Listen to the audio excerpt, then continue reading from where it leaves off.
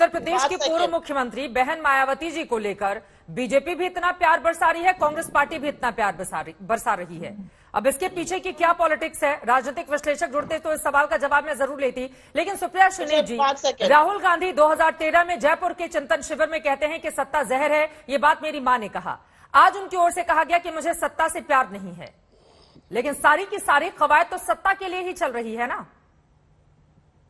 आज आपके सवाल का जवाब दूंगी क्योंकि आप काफी बार ये सवाल पूछ चुकी हैं और आप जैसे जर्नलिस्ट और भी कई बार टीवी पर ये सवाल पूछ चुके हैं।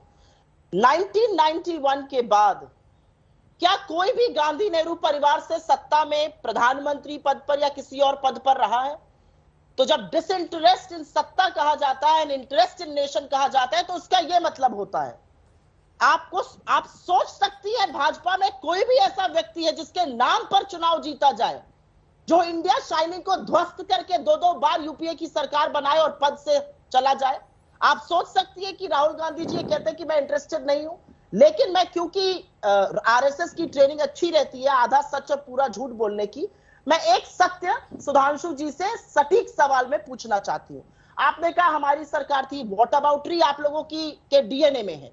मैं आपसे एक सवाल पूछ रही हूं, जिस कश्मीर का आप जिक्र कर रहे थे, और जब कश्मीर हुआ तो विश्वनाथ प्रताप सिंह की सरकार थी जिसको भाजपा का समर्थन था। आपने क्यों नहीं समर्थन वापस लिया? आप तमाम जगह जाकर लगातार झूठ बोलते हैं इन मुद्दों पर। आज ये बात बताइए कि आप मूक दर्शक बनकर धृतराष्ट्र क्यों बने रहे? आखिर क्यों आपको सत्ता का लालच इतना था कि आपने समर्थन वापस नहीं लिया? आपने वो सरकार सर चलने दी। इस बात का जवाब है आपके पास? चलिए, इसका जवाब मैं सुधांशु जी से ले लूंगी। अजय आलोक जी भी बहुत देर से इंतजार कर रहे हैं। डॉक्टर अजय आलोक वो तमाम मुद्दों पर रोशनी डाल रही हैं और वो कह रही हैं कि आप बताइए 1991 के बाद, राजीव गांधी के बाद आखिर ऐसा कौन सा वक्त आया जब गांधी परिवार से किसी ने भी सत्ता की कमान संभाली हो? ये अलग बात है कि 1998 के बाद लगातार जो कांग्रेस पार्टी के प्रदेश जो देश के अध्यक्ष रहे हैं वो उसी परिवार से आते हैं, लेकिन प्रधानमंत्री पद को लेकर जो बातें उनकी ओर से कही गई हैं उस पर क्या कहेंगे अजय आलोक? भाई, जब आप सुपर प्रधानमंत्री हैं तो आपको प्रधानमंत्री बनने की जरूरत क्या है? चित्रा जी जरा बताइए मुझे।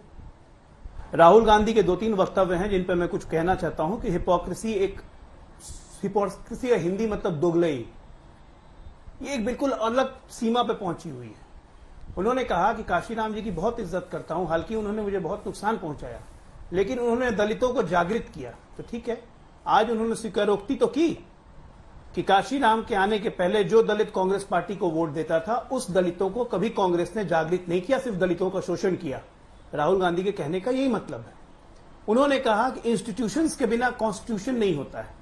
अब आप बताइए, इस देश में सबसे बड़ा इंस्टीट्यूशन क्या है? Supreme court. दूसरा इंस्टीट्यूशन क्या हम कहेंगे? Prime minister office.